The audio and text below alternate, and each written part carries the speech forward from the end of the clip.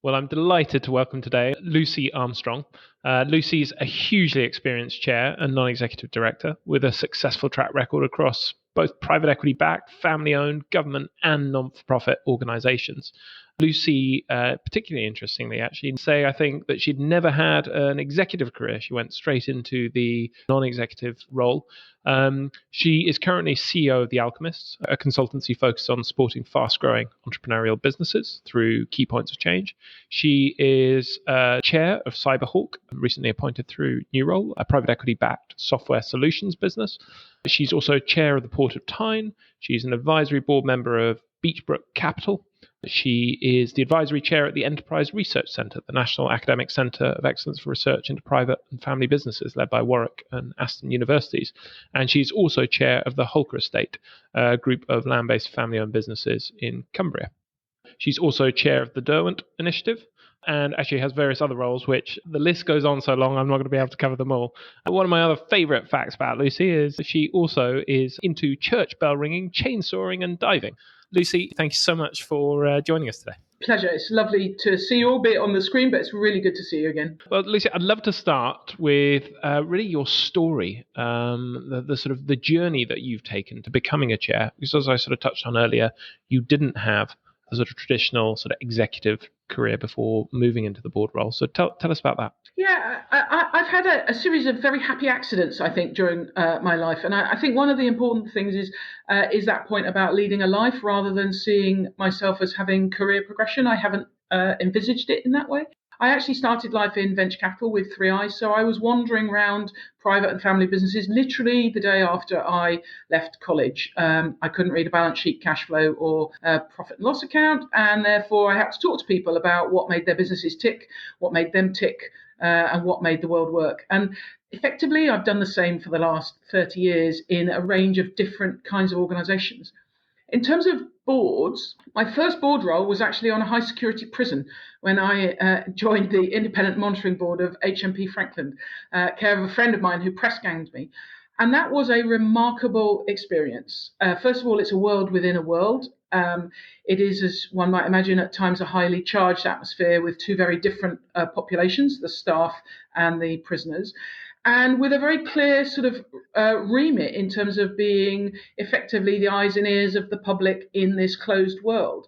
But that very clear remit is also an incredibly broad one. And that, for me, is at the heart of what being a good non-exec or chair is, which is you're not there to control the organization, but you are there to influence it, guide it, cajole it, observe it, comment on it, critique it, support it, challenge it. And so right from the beginning, that's the role of the independent monitoring board. It's independent. Non-execs need to be independent. It monitors. Non-execs monitor. And it's a board. It's a collective. So actually, I don't think you could have got a better start for understanding how boards work, because boards are just groups of human beings trying to have a single purpose. So I was really lucky. That's how I started. Also, that gave me some great dinner party stories, as you might imagine, some of the people I've met, some of the things I've done. But it also gave confidence that you can observe human behavior in one environment and it patterns into other contexts. And so still to this day, I maintain that my time in prison taught me more about the human condition, more about how people interact, more about power relations, more about business, more about being successful, more about achieving objectives, certainly than my MBA, miles more than my MBA. So that was the sort of the start. And that combined with venture capital, where with 3i, I was seeing lots of different businesses. That also, I think, early doors, probably inside me, is I think people are what make the difference to organizations, whether it's a charity, a business, or whatever. And as I say, I was financially illiterate completely when I started. And therefore, I had to look at people and judgments and assess characters and think about psychology and think about group dynamics. And ultimately, I think they're the things that make a difference to an organization. I loved the fact that with my first employer, I was sent from the southeast of England and I was sent to live in Newcastle upon Tyne, a place I decided was going to be my home very early doors, and I've stayed here ever since. And therefore, that's also shaped how and which roles I've chosen to take, in that the environment here is one where you're a long way from London, but I spend quite a bit of time in London, but you're not in a huge global city. And therefore, relationships here are crucially important. I've always argued that often in London things are done by transaction, and in big cities they're done by transaction. But away from big cities, I think it's much more about relationships, because the person you're in a meeting with in the morning for work, you're probably standing at the school gate with in the afternoon to collect your children, and you might well be having dinner with at weekend. Now, some people may say that's incestuous or parochial, but I think it just means that actually your lives are intertwined and they're not as compartmentalized. What that means as well is that you spend a lot of time learning about trust, learning about being open and candid and respectful. And I would argue professional, in some respects more professional, but without being rude. And therefore, it comes back to those skills of a non exec, which I think are about challenging and supporting in a way that is welcomed, that is absorbed, that is reflected upon, and not seen as going to the headmaster's study or marking homework or being transactional. So, being away from London, relationships, family businesses, entrepreneurial businesses because of my venture capital background. And then I'm intellectually curious, I think, and therefore some of the government stuff, the golden thread is definitely family and entrepreneurial businesses. So where I've done government things, it's either been because it's involved in that kind of area, like the Enterprise Research Centre, or in the case of the port, it's actually a medium-sized business, 50 million turnover, 300 people, but it's in my community. It's where I live and it's in my home. So it's an opportunity to make a change to my local economy. So I think they're the threads in my career towards being a chair. Wow, what an amazing story. I'd love to go back to the beginning of that, where you talked about going onto that prison board as your first role. I mean, going onto your first board, I think for anyone is fairly terrifying, and you sort of always at risk of feeling at sea. How was that for you, and what were the things that helped you get over that? I didn't find it terrifying. I found it exciting, invigorating. It was an alien world. I'd never been there before. I was also 27. So actually, it was all about learning and being curious and inquisitive. I have to say that the Prison Service and the Independent Monitoring Board do an amazing sort of induction and training program and all about your sort of safety and so on. But I was really, really curious. I'd been on a sort of leadership development program and had the opportunity to spend a day in prison. And I found it fascinating. And it was at the time when Michael Howard said prison works. And having spent a day in prison talking to prisoners, talking to staff, I thought, I'm not sure. I wonder. And you've got a choice. You can sit at home and rant and rave, or you can get involved. And I decided, with the help of my mate Mary, who, as I say, press ganged me, she gave me a choice of I could be a magistrate or I could do the Independent Monitoring Board. And I said, I'm not going to judge my fellow citizens, i.e., be a magistrate. So she said, fine, do this. So that's how I ended up there. I didn't choose a high security prison. That's where I got plonked. But it was absolutely fascinating to try and the Independent Monitoring Board, David Ramsbotham, when he was Chief Inspector of Prisons, said, we went round with a video camera every week, not literally a video camera, but effectively the Independent Monitoring Board does an eyes and ears around how the prison is, what its mood is, what's working, what isn't working. You have access to everything 24/7. Prisoners can speak to you in confidence. Staff can speak to you in confidence. So very quickly you learn to listen. Very quickly you learn to ask questions. Very quickly you learn how to navigate when you might be told some untruths or when someone's stringing something out. All of those skills, I think, are necessary for working with any group of people, and you do it collectively, and everyone's just a volunteer. I was the youngest by about 25 years. I was the only one on my board when I started that had a full-time job. My colleagues were really generous. They moved board meeting times from 2 p.m. on a Wednesday to 5 and 5:30 so that I could actually attend. And in return, I used to volunteer to do weekend and bank holiday duties because they all had families and I was single. And so, again, it was part of being a team and learning. That was And amazing. what was it about you? You talked about the onboarding process being fantastic, and I think that's often where we see boards falling down. They go and find great people, and then they fail to do a great job of onboarding them. What was it about that stood out, and that has sort of since served you well in thinking Uh, about onboarding in your own boards? so we had at least a year of training and development and no expectation that we had to take the lead on something. And also, I was exposed to all of my colleagues on the board. So I was given the opportunity to work with each of them, either on a one-to-one or in a small group basis. But from day one, I was also in every board meeting. So I was a full board member, but there was a structured, thoughtful process of getting me up to speed with what the job content was and the different personalities and styles of my colleagues. There was no attempt to box me in. They took their time to work out how I worked as an individual and what worked for me and what didn't work for me. They also were incredibly receptive to you just asking, why'd you do that? Why does that work? Why doesn't that work? But it was, and there were elements actually in that instance of going away for training with other people around the country, not just in my local board. But it was a structured, thoughtful, two-way induction process with feedback all the way through. And whilst on a commercial board you don't necessarily need a year, there was all kinds of health and safety stuff, as you might imagine, and security. And I know how to be a hostage, for example. Not that I've ever been one, but you don't need that on a commercial board. But I think you do need some core principles. You need to be open to the new person and show them everything and allow them to ask whatever questions they like. You need to provide space in the induction for them offering induction and to shape it in their own way.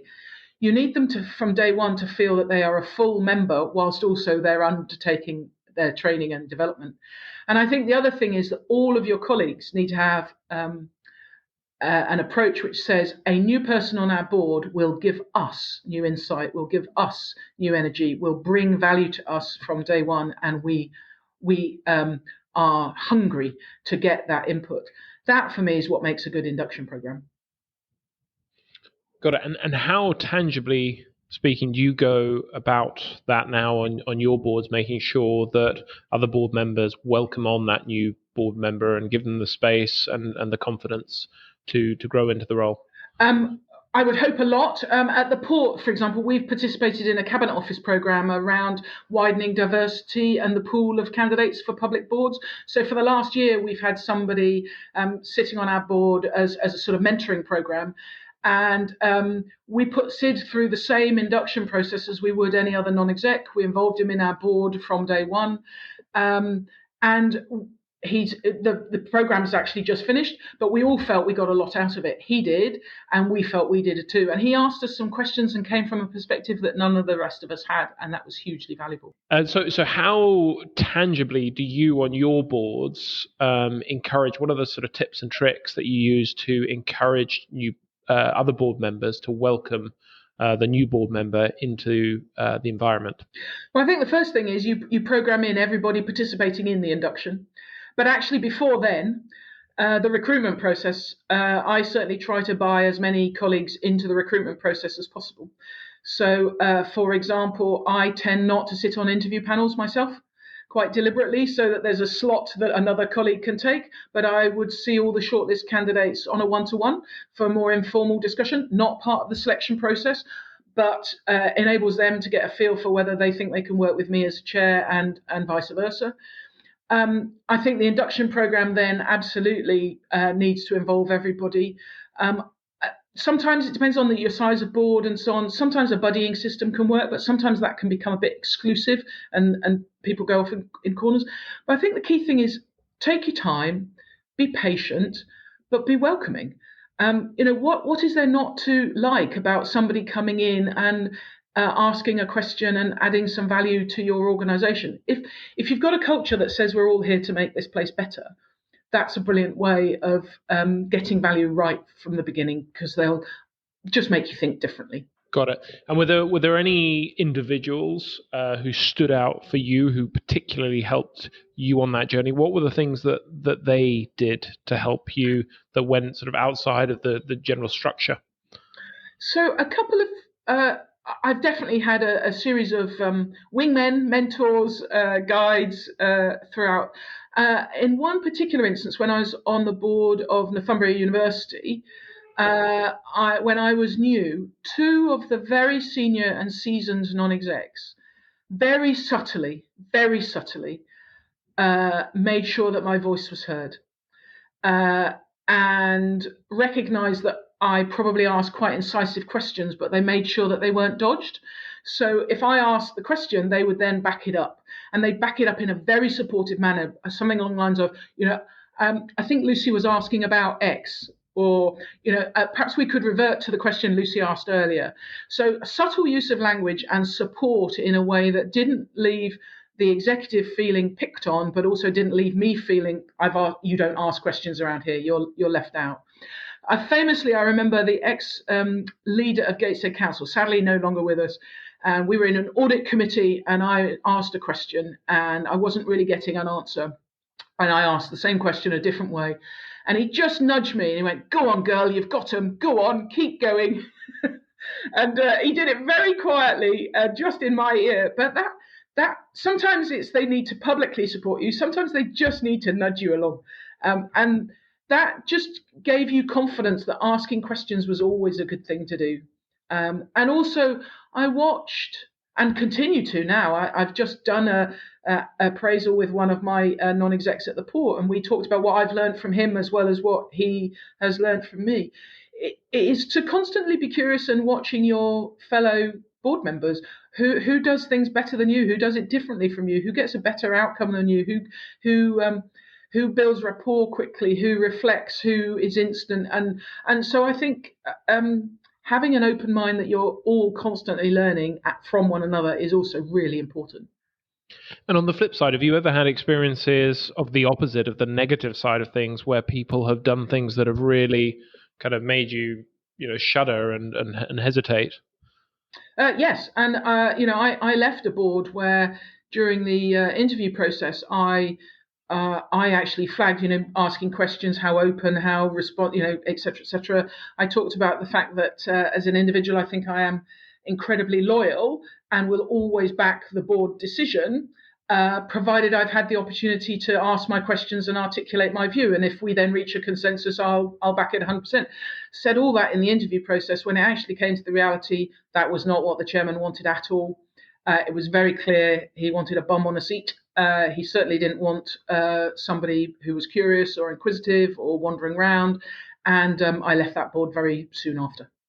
And how did you think about that? Because I guess you've got potentially two options there. You can either try to change the board and fight it, or you can sort of say, look, this is not for me. And I guess there's always a risk when you do that, especially if you're earlier on in your board career, that people then sort of ask questions about that. So how did you think about that? So it was early in my career, and you're right. Crudely, you're inside the tent, urinating out, or outside the tent, urinating in. In that particular instance, that was exactly the calculation I made, and I felt change was more likely to come if I left. I wasn't the only one, by the way. Two of us left at the same time. I felt personally hurt. I felt I'd failed. I felt embarrassed, but I also felt I'd done the right thing, because I came to the conclusion I couldn't deliver the change. What I then reflected on is what could I have done differently that would have allowed me to deliver some change. And that constant questioning is the bit that has stayed with me. I do feel the decision to leave was the right one at that point in time. I have been interviewed about it since and asked about it since, and I think you can only but be honest and say, look, as I've just explained to you, this is what I thought I was going to, this is what I found. I didn't feel I could change it, so I chose to leave. And do you think if you were sort of somehow went back into that situation now with all the sort of the wisdom and experience you've accumulated since, do you think you would have had a different reaction? Do you think you would have felt more empowered to make a change? I think I wouldn't have taken the job in the first place. I think I would have now. I think my antennae would be more attuned to whether it was genuine, the responses I got in the interview, or whether it was just lip service. And how do you pick that up?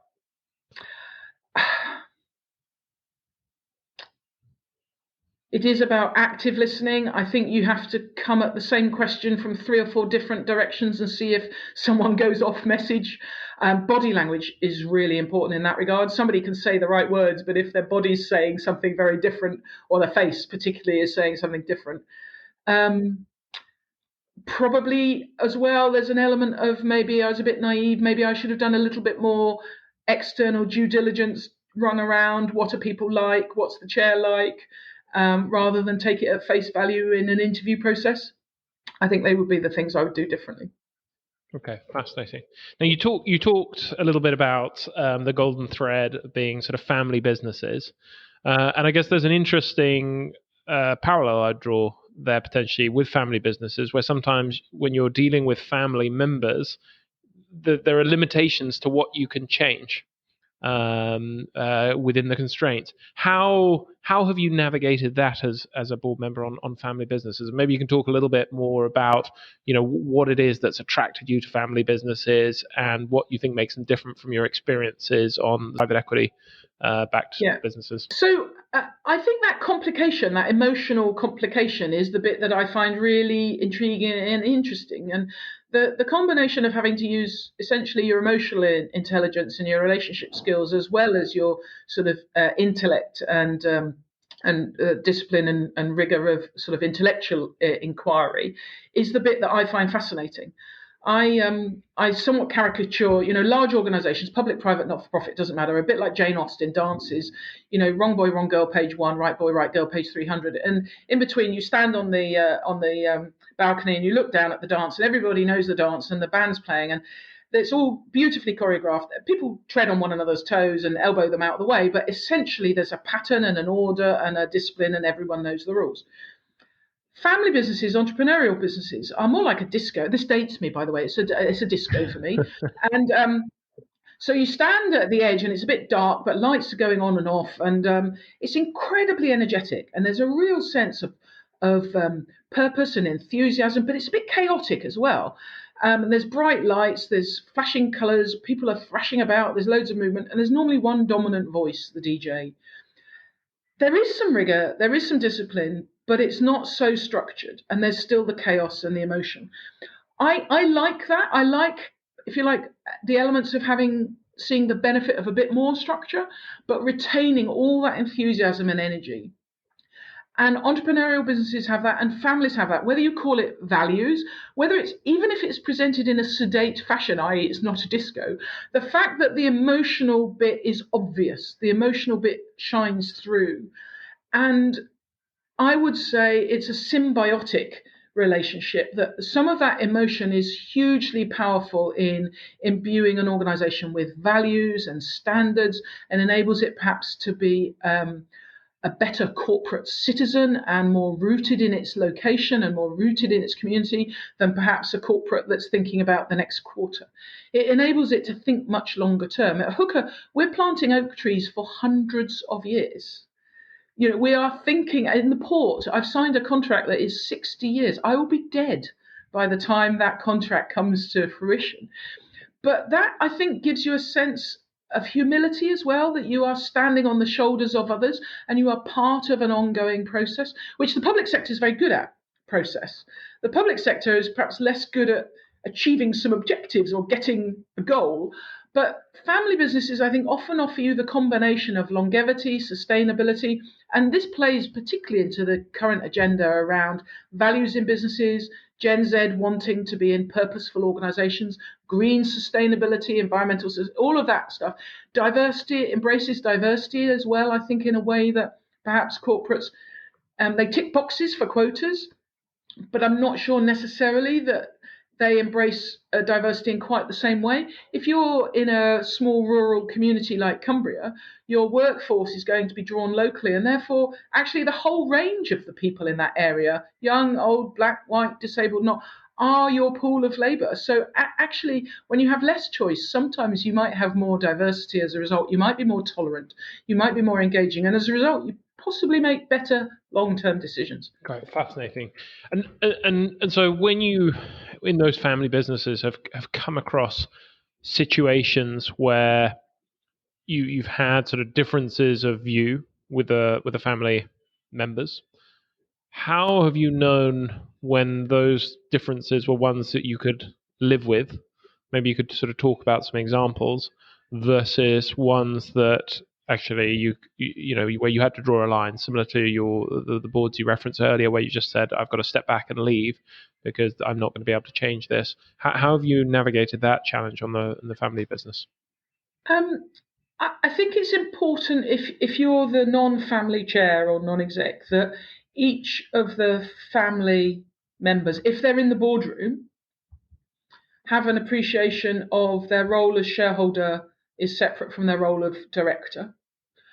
And helping them understand that, and if they're also an employee, that overlapping Venn diagram. Sometimes it's as simple as asking them a question: Are you asking this as a shareholder, or are you commenting as a director? And sometimes that helps them go, oh yeah, that's probably about my career development rather than, but here I am thinking about a dividend or something like that. So it can be as simple as that. But you can only do that if you've helped each of them see that model and see that model as a helpful tool for enabling the business to be everything it can be.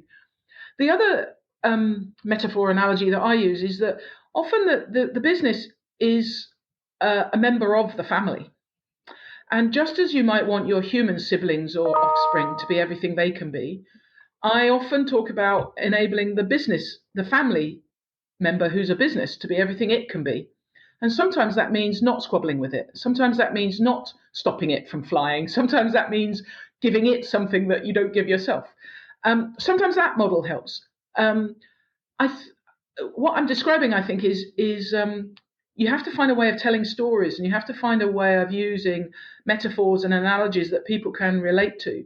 Another one that I am fond of, which is about the human development, and this is particularly relevant for entrepreneurs, founding entrepreneurs, is their business is been milk monitor and captain of the football team at primary school, and it's the best kid in the school.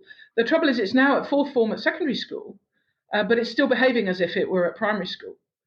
And what the organisation's got to do, or the leaders of the organisation, is help it be a fourth former with the ability to go to the sixth form and go to university. And just as you change nappies and feed a baby every 4 hours and put it down and wind it, that's not how you parent a teenager. And therefore, as the leader of the organisation, you have to learn what being the parent of a teenager is at secondary school rather than the parent of a baby or a toddler or a child at primary school. And that's really hard for a founder. I do find that particular analogy works brilliantly well with middle-aged men who nearly always have teenage daughters at the time, and you can see them nodding away, and they're clearly grappling with how am I a good dad to an emerging young woman. And similarly, I'm sort of saying, and how are you a good founder? How are you a good family custodian? How are you a good chairman? How are you a good entrepreneur to your teenage business? It's very similar in my experience. And what are the sort of biggest challenges that you faced with those family businesses there, where you felt them to be more immovable? Are there sort of ones that you've seen recurring? There are, yeah. The one that's always in the room is about succession, and it's about succession as both shareholders, directors, and employees. There was one that I worked with, and I'm sure this is in the public domain, which is M.I. Dixon. And I worked with 2 generations of the family there, a brother and sister who were running it with 4 young adult children coming into the business. And at times I was quite brutal with them about the need to discuss shareholding succession, because the worst time to discuss succession is at a wake. And if we had the open discussion beforehand, we know it's coming, so we can plan for it. And then when the family death occurs, you can be a family and you can grieve and you can be human beings, knowing that how you're then going to deal with the business is already sort of laid down and just becomes mechanical. And it doesn't get wrapped up with your grief and your feelings for the individual. And in that case, that we were confronted with that. Of the brother and sister who were running the business, the sister died. But by that stage, we had agreed who was succeeding whom in terms of roles in the business, where the shareholding was going, whether it involved somebody as a result of a will. Somebody had put a beneficiary in a will that other shareholders didn't know about. So I had to coax them into saying, how are we going to address this? How do we make this open? How do we do this in a way that means that people don't feel threatened? And so actually when Christine Dixon died, we were all able to go to the funeral, and the family were able to grieve, and we were all able to celebrate her life at the wake. And we didn't need to talk about the business because there were no issues, because we knew what we were going to do, and then we enacted what we'd agreed. But it's hard to get people to talk about death. It's hard to get, but that is the reality. That is what's going to happen. Retirement is often harder. At least death is definitive. Retirement, people say they'll retire. What do they mean by retire? Do they mean become non-exec? What do they mean by non-exec? They've never seen a non-exec before. It means that they're just going to shout at their son. They somehow think that telepathy works in families as well, that somehow you have an innate ability to understand your child, your parent, your sibling. Not in my experience. And people like me, my job is, with some humour, frankly, normally, to say, come on, that's not realistic. So let's think about writing them an actual job spec, shall we? Because then they know what you're asking them to do and what you're not asking them to do. And we know what you're going to do and what you're not going to do. And then if we've got some disagreements, we've got something we can talk about. If you don't talk about it and if you don't write it down, you will trade things in your own head, and different people will have different things in their head. So my job really is to help them articulate the difficult things in a way that allows them to feel and allows them to have a conversation without upsetting the familial relationships. And that takes time, and you have to sometimes take 2 steps forward, 1 step back. Got it. Okay. So succession is a big issue. What are the other sort of recurring challenges you see in family businesses? Sometimes, well, succession again, but the other way round, as in somebody's had an idea that, my golden son, and it normally is a son, he's going to take over from me and he'll be great. So I'll bring him in, and then, oh, maybe he's not. Oh, but I've promised him that. What do I do now? So that's an issue, and that's a difficult one to unpick. The other one, and the one which I think is more common, is because of all the benefits of loyalty and sustainability and so on in family businesses, sometimes families can attract faithful retainers who are no longer the most capable people to take the business forward. And there is a conflict between loyalty to the individual who's been with you for a while and what the business needs. And that is a difficult one as well. And finding an elegant solution for that, which allows people to retain their self-esteem and their trust with one another, is an important role that sometimes the independent chairman has to fulfill as well. And what you can't do, frankly, is go in like a steamroller. And you have to compromise. I worked in a business where, I had to help a family member become the highest paid non-exec you've ever met in your life. And we had to give them a special title, which was family director.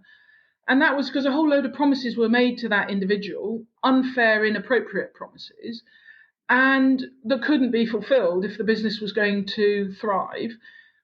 But that wasn't that individual's fault.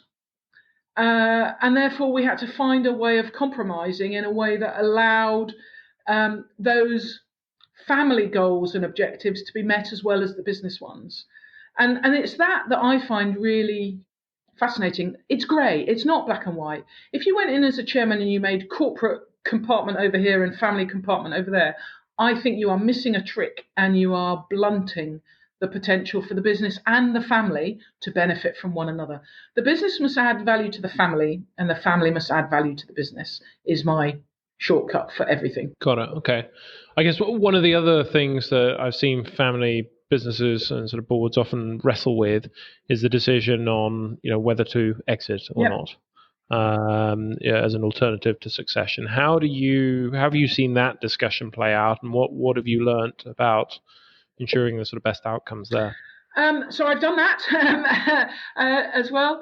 I think the most important thing is, before you even get to the point of a potential exit, is you need to have an open conversation that exit might be a possibility.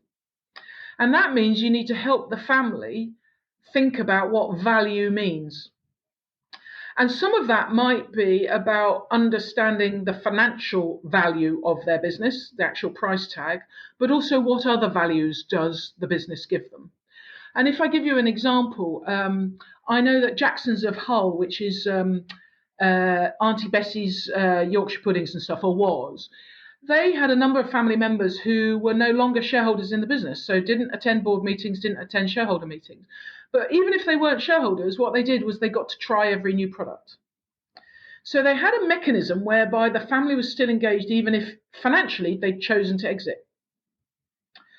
And that was a very big family, with tens of members. In much smaller situations, I've found what's helpful sometimes is to have a board discussion about what this business might be worth and actually educate the family about how a potential acquirer might value the business. That's particularly relevant with founders and first generation.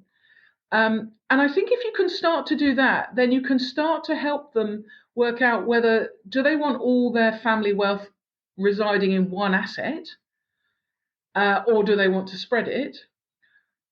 You also have to educate them about if a partial sale and they bring in, say, private equity or an external shareholder, you have to be really straightforward with them, which means this is a fundamental change. It will not be that you've got your mantelpiece money and you carry on as before. This is different. This will be you weren't a parent yesterday. You are a parent today. You can't undo that thing.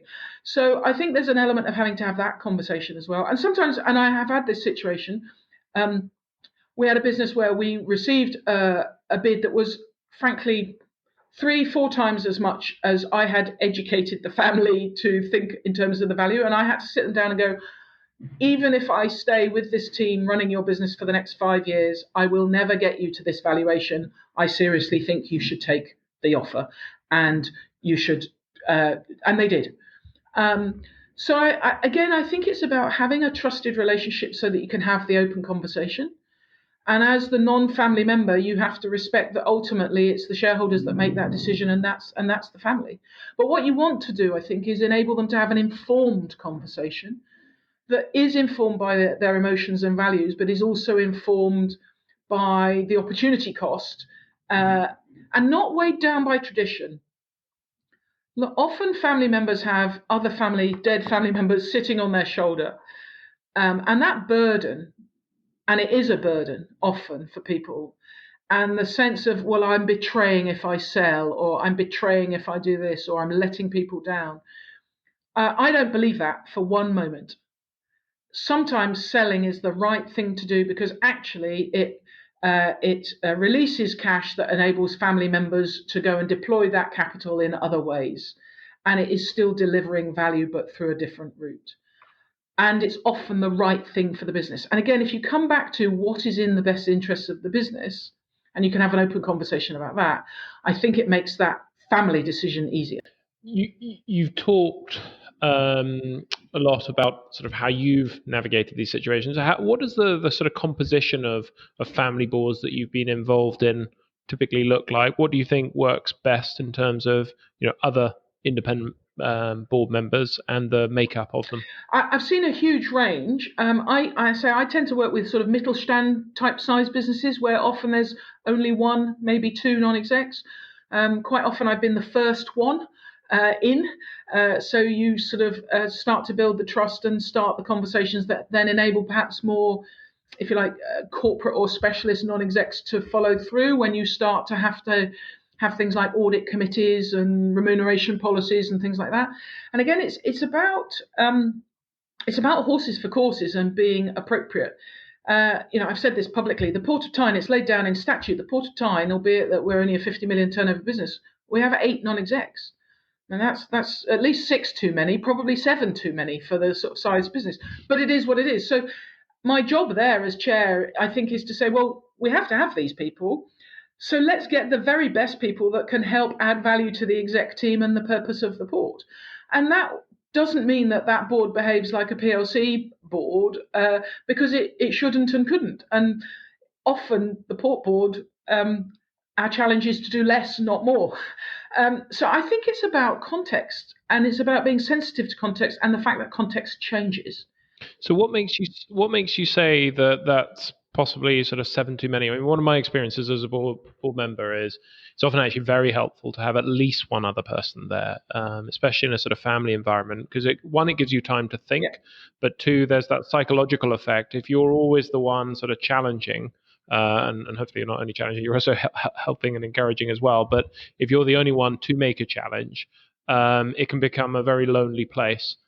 Whereas if you have that other person there who is then backing up that challenge that sometimes I think enables you to be more effective. What makes you say that there are more than 7 too many there, that actually you'd only have one? I'm actually in complete agreement with you about two.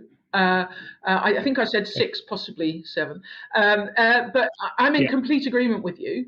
If, though, it is the organisation or the family's first exposure to a non-exec, they are unlikely to go with 2 right from the beginning. And therefore, somebody has to do the sort of frontier work to enable others to follow.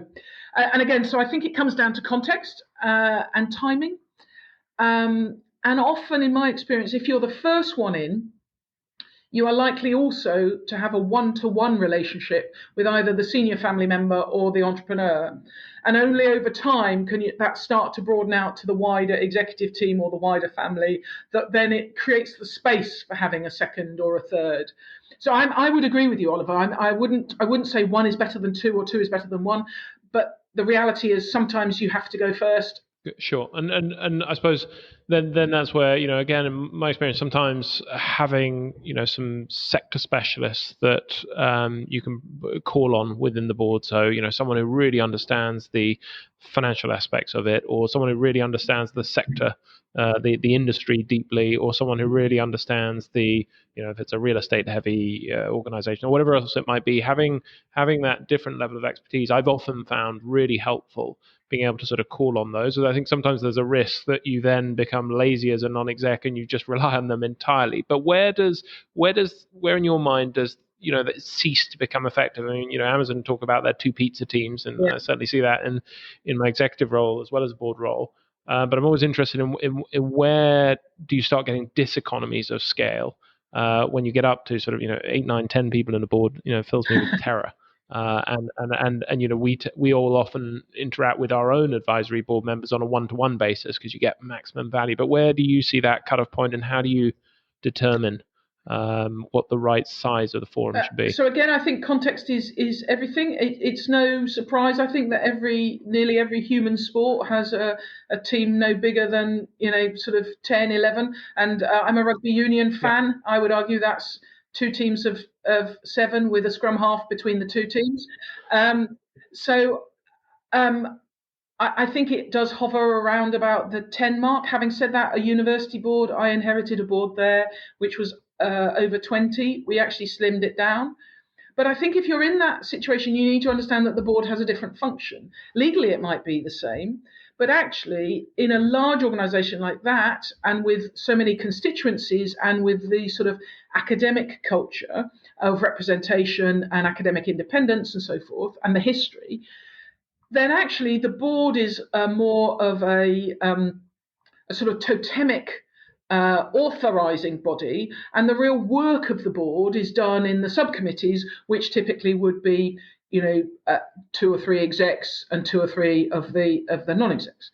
So I think it's possible to play with the structure in a way that enables the conversation to be intimate, open, challenging, supportive, and respectful and professional. And again, it's the chair's job to make that happen. And it's the chair's job, if you have got to delegate to subcommittees, not to create a kitchen cabinet where it's just the chairs of the committees that talk about stuff. It is to enable and use different techniques, and sometimes things like away days, teach-ins, walk-rounds department, presentations from different departments. All of those things, I think, contribute to and are vital to the successful running of a board. I don't see the board meeting itself as the be-all and end-all. In fact, in some boards I'm on, it's the least important aspect of what the board does. I worry a bit about expert non-execs. It is always useful. And the way I describe it is, what I want round the table is a variety of methods of mind. And those methods of mind are informed by protected characteristics, your gender, sexuality, et cetera, ethnicity. But they're also informed by how you've been trained and educated. So if you've been trained as a lawyer, you've been trained to think and argue in a certain way. If you've been trained as an engineer, you will do it in a slightly different way. If you haven't been trained at all like me, you'll do it in a different way again. And what I want around the board are those different methods of mind, but in every individual, I want a respectful, active listening and appreciation that others bring value because of their difference. And sometimes you will sit and listen to the finance person will ask certain questions that you couldn't dream of. Have the confidence to say, great, you're onto that. I didn't really understand it. Could you explain it to me again? So do you have a framework? Do you have a sort of framework when you're sort of thinking about the composition of your board, where you're thinking, well, I want a thinker like this and a thinker like that and a thinker like that, or Yes. you do? What does that framework look like? So some of those are professional skills. So, I do quite like to have a qualified finance person on a board. I think about sectors that they've operated in. I think about scale of operation they've operated in. I also think about personality characteristics.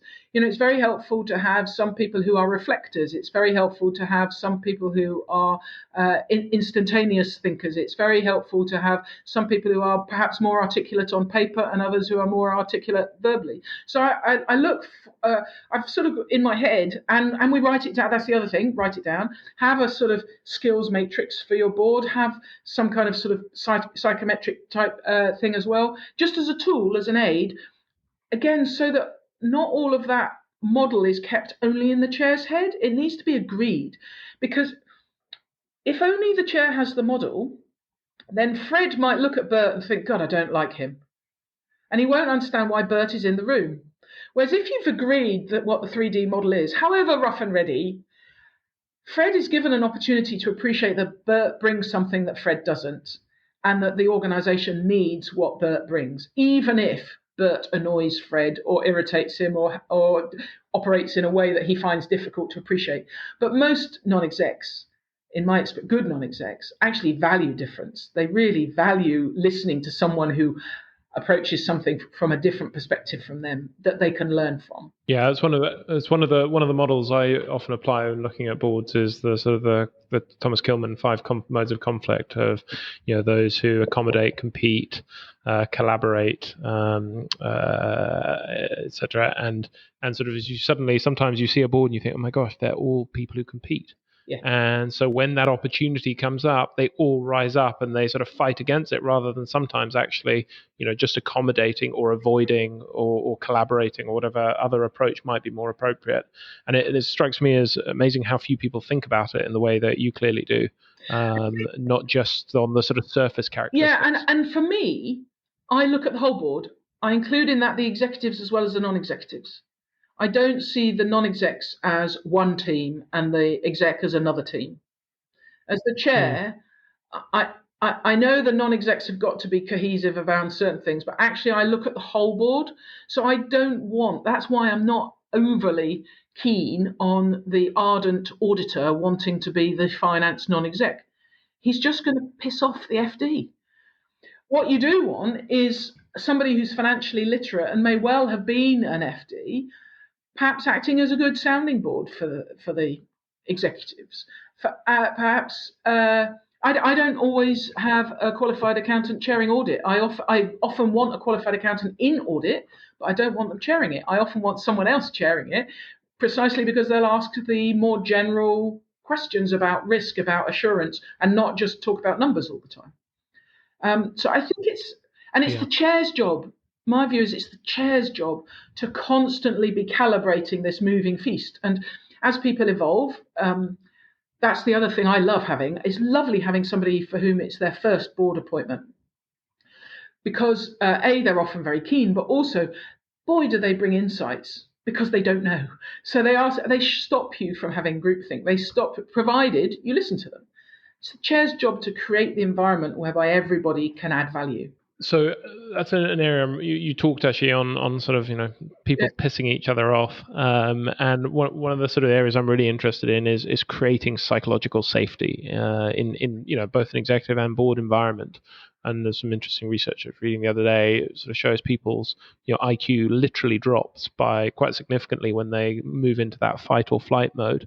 And in this environment where boards are increasingly shifting to an online environment, how have you sort of navigated that, and what are you doing differently, or what are you doing full stop to foster that psychological safety in the boardroom? I think you've hit the nail on the head. That's been the biggest impact by going on screen. I think a lot of conversations become much more transactional. I think one-to-one isn't too bad. and particularly if you've met the person before. So there's some element of human rapport. But group, I found hard. I found it very hard. I think the conversations become more transactional. I think people get very tired much more quickly. Um, I'm pretty ruthless about board meetings only being a couple of hours anyway, because I get tired. But I think you get more tired on screen earlier. It was interesting. I chaired a session amongst a group of public chairs, and we had a sort of teach-in between us about how were we handling doing things online. And people had tried all sorts of things. They tried sort of informal drinks, outside the board meeting, but on screen. We didn't. I haven't tried that with anybody. What I noticed was a number of people were trying to replicate the analog world in the digital world rather than embracing the digital. And I have to say, I was probably a bit of a stone or a rock in the tranquil pool when we were doing this thing online. I said, well, it's really interesting. Here we all are on the screen, but none of us are on the chat function. None of us are using our phones simultaneously. None of us are sending GIFs, or none of us are using the hands up or the emojis. I said, that's probably our age. But actually, all these other mechanisms of communicating are there for us in the tool.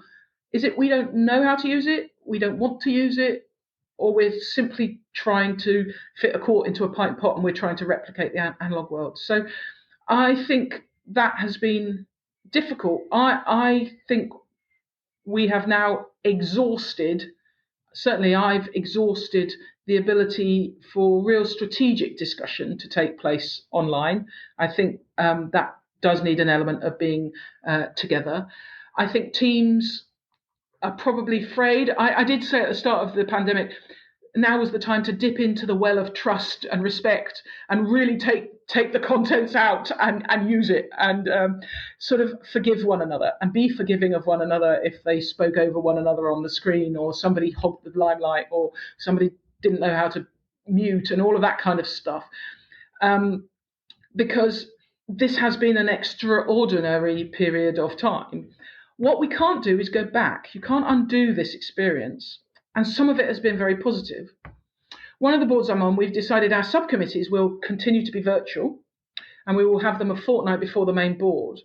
What we used to do, because the board's disparate, is we would cram the subcommittees in before the main board meeting. As a result, there was no time for reflection, no time for thought, no time for non-committee members to really digest what the committee had been commenting on. Whereas this way, they've done it a fortnight before, the minutes will be out, there's time for the others to have a think. I think our board will be enriched as a result of it.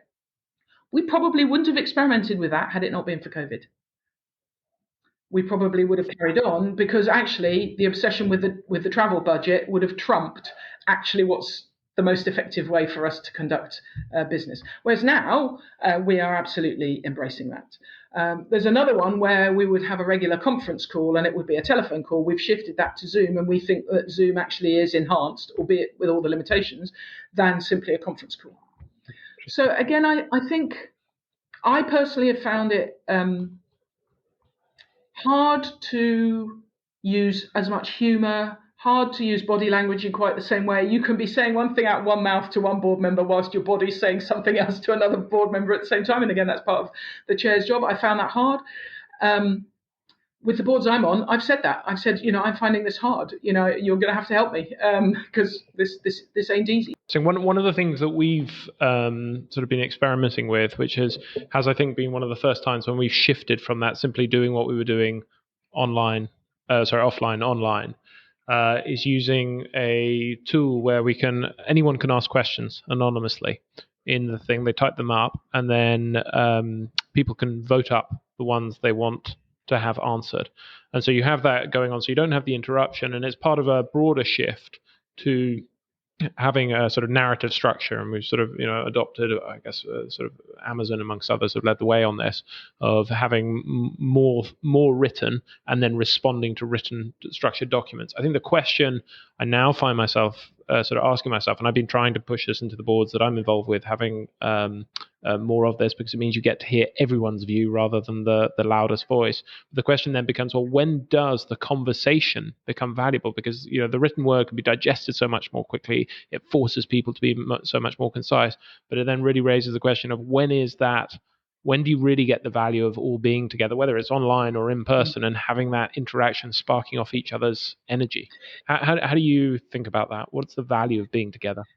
The value of being together is the pauses, the silences, the nods, the smirks, the shake of the head, the I don't understands. And you don't get that with written questions, and you don't get that with brutal voting. I've never had a vote on a single board I've been on, and I don't plan to, because votes like Brexit are hugely divisive. And you leave whoever has voted, in quotes, the wrong way. You don't know what their emotional state is. And there's a risk that you create a winner-loser atmosphere in the room, which I never, ever want. And that's the stuff that I think the technology has yet to really help us with, or we have yet to understand how to deploy the technology to create that. And I think there's a really interesting experiment to be done that would that we could. I think people my age, I'm 53, find it really empathetic and comfortable to make phone calls. But I notice that 20-year-olds, 25-year-olds avoid the phone like the plague, but they'll text happily. I think of texting as very cold, short information exchange, not empathy building, relationship building, rapport building. I would use the phone for that. They consider the phone an interruption on their lives, etc., etc. So if only we could go back 100 years, what would people have said when the phone came in that you would use the phone for? I mean, this is the same, isn't it? Is it Socrates that said that the written word would damage philosophy because it would damage dialogue? So each wave of technology, the old farts, struggle with what it will do. And each new generation does find a way to still be human, to be empathetic, to be emotional, because that's what makes the difference. We're not logical automatons. We are creative, we're visionary, we are collaborative, we are frustrated, we're driven, we're ambitious. And it's those things that make organizations successful, not the logic. You need some of the logic, but it's not the logic that makes you successful. Sometimes it's the judgments. And judgments are a combination of emotion as well as rigor, discipline, and thought. And it's how do we learn to do that, I think, is the key challenge. Brilliant. Lucy, before we move on to our sort of 5-question quickfire, I just want to ask you one last question, which I'm fascinated to hear the answer to. And that is, how do you performance manage your boards? How do you know when the board is doing well, collectively and individually?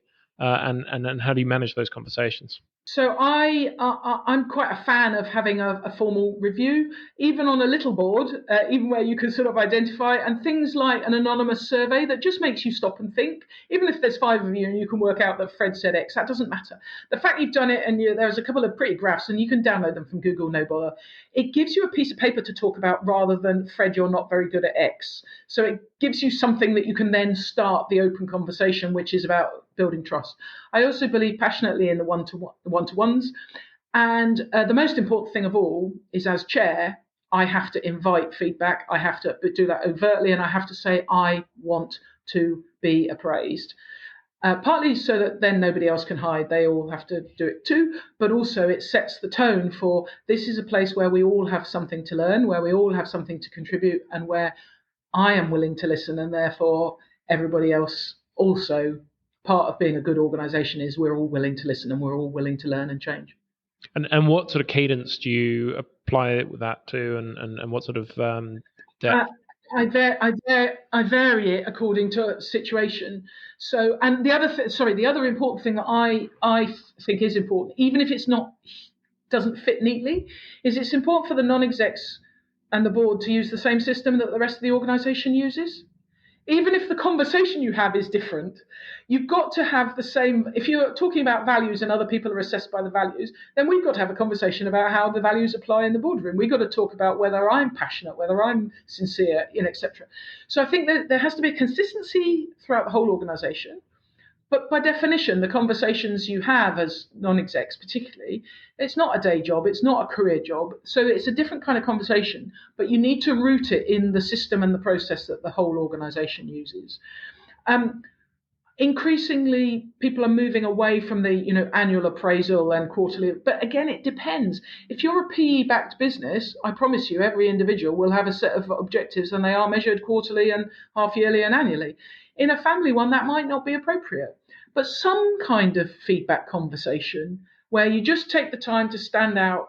At one of at the port, we all went for a walk together after COVID. We hadn't seen one another for 18 months. We walked the river just to have conversations, just to get back in touch with one another.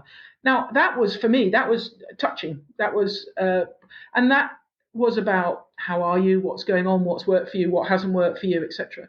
So again, it's the chair's job to be flexible about how they do that, but also make sure that it can be seen all the way through the organization as consistent with the values and purpose of the organization, and that board members are treated with the same respect, professionalism, care, rigor, challenge, and support as every other member of staff.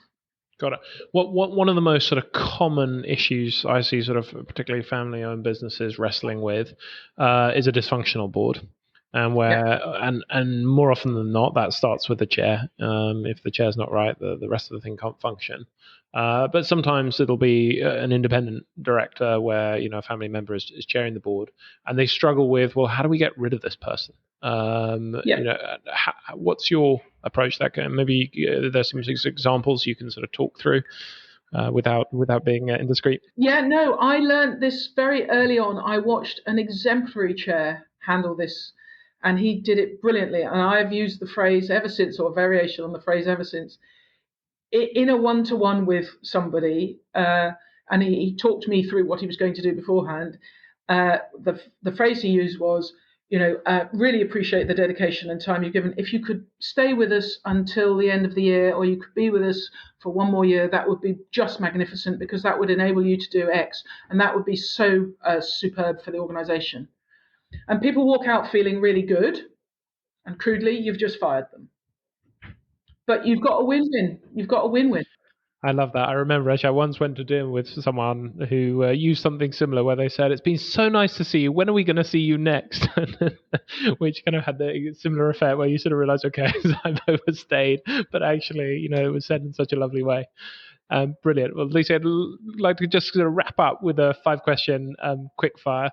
So the first question on that list is one book that every board member should read. Wuthering Heights. Fantastic. And favorite quote? I'm really no good at quotes, so I'll go with Spike Milligan. I told you I was ill, which is on his gravestone. Brilliant. Best ever holiday? I've just been to Holy Island in Northumberland, first holiday for a couple of years. Amazing to be on an isolated island as soon as the causeway is flooded. Oh, wow. Your favorite app? If I'm honest, I've become a Wordle person. Okay, brilliant. And finally, your best financial investment idea for 2022? By miles. My next godchild will be going to university this year, and I will be helping to fund him going to university. His education will enable him to be everything he can be. Amazing. Lucy, thank you so much. It's been an absolute pleasure talking with you. You are a fountain of knowledge, as ever. So thank you so much for taking the time. Really good to see you again, albeit on the screen, but hopefully we'll see one another in real life very soon. Really looking forward to it.